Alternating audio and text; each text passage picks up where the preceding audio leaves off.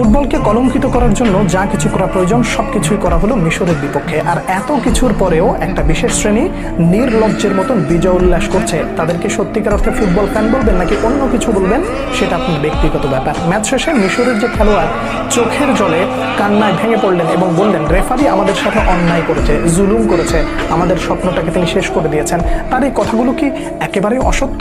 একটু ডিকোড করার চেষ্টা করি। একই সাথে তিনি একটা কোরআনের আয়াত পড়েছেন, সেটা নিয়ে ভিডিওর শেষ অংশে একটু বলার চেষ্টা করব।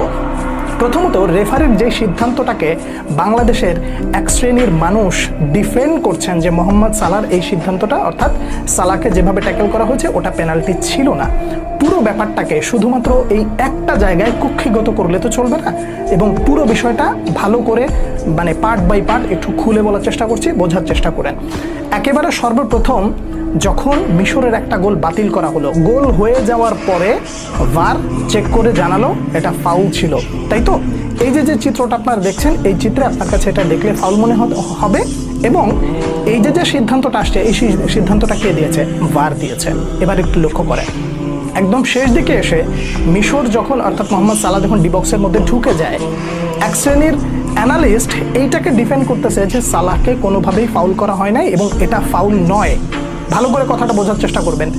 তারা শুধুমাত্র সালাদটাই দেখেছে, অন্য আর একটা জায়গায় যে ইনসিডেন্ট ঘটে যাচ্ছে সেটা তাদের নাই, সেখানে তাদের চোখ নাই। কারণ লজ্জা থাকতে হবে তো।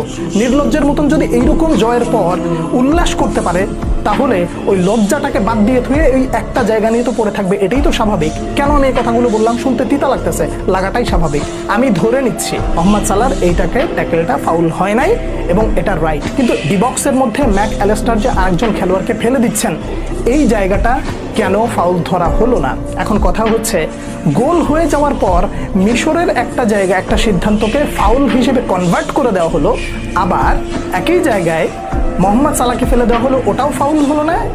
তার অন্য পাশে ম্যাক অ্যালেস্টার আরেকজনকে